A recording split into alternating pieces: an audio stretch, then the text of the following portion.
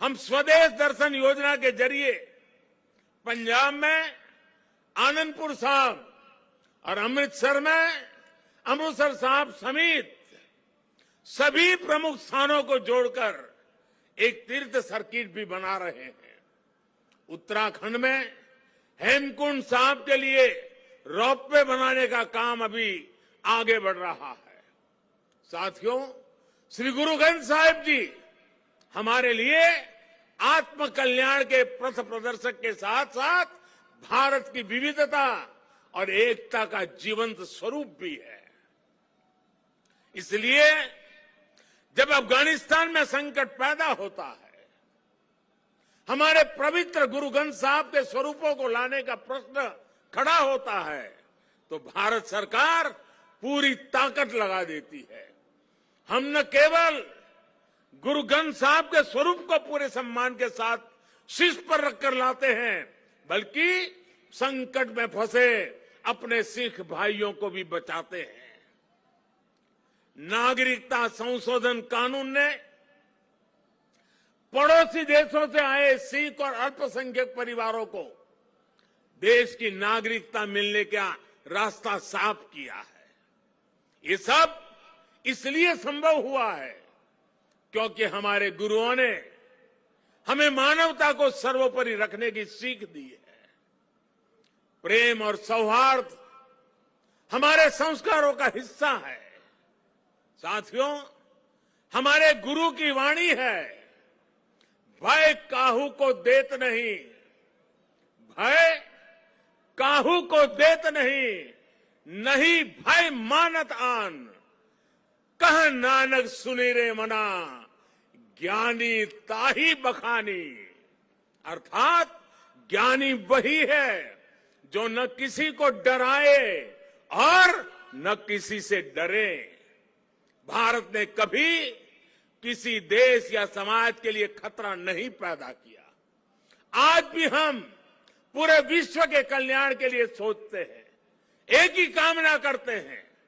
हम आत्मनिर्भर भारत की बात करते हैं तो उसमें पूरे विश्व की प्रगति लक्ष्य का सामने रख करके हम करते हैं।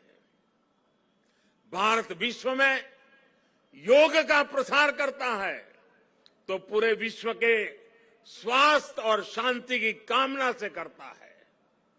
कल ही मैं गुजरात से लौटा हूं, वहां विश्व स्वास्थ्य संगठन के पारंपरिक चिकित्सा के ग्लोबल सेंटर का उद्घाटन हुआ है। अब भारत विश्व के कोने कोने तक पारंपरिक चिकित्सा का लाभ पहुंचाएगा, लोगों के स्वास्थ्य को सुधारने में अहम भूमिका निभाएगा।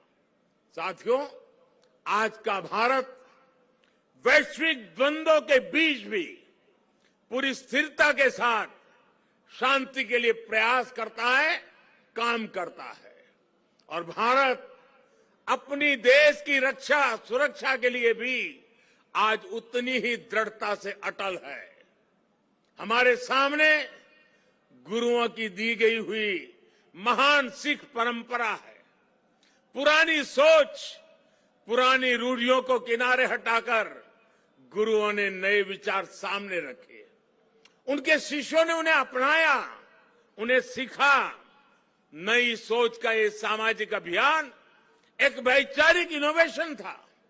इसलिए नई सोच, सतत परिश्रम और 100% समर्पण, ये आज भी हमारे सिख समाज की पहचान है।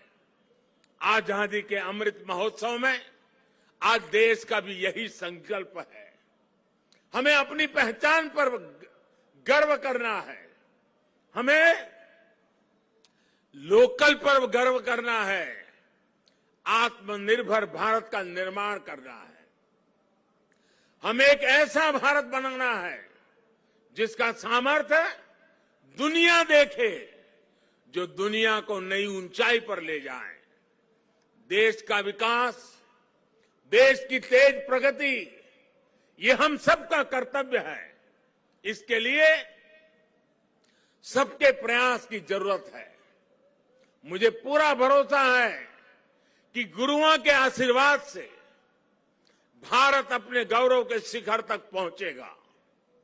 जब हम आजादी के 100 साल मनाएंगे तो एक नया भारत हमारे सामने होगा। गुरु तेग बहादुर जी कहते थे, साधो साधो गोविंद के गुण गाओ, मानस जन्म अमोल कपायो, व्यर्था काहे गवाऊं। इसी भावना के साथ हमें अपने जीवन का प्रत्येक क्षण देश के लिए लगाना है, देश के लिए समर्पित कर देना है। हम सभी मिलकर देश को विकास की नई ऊंचाई पर ले जाएंगे। इसी विश्वास के साथ आप सभी को एक बार फिर हार्दिक शुभकामनाएं देता हूं। वाहेगुरु जी का खालसा, फतेह।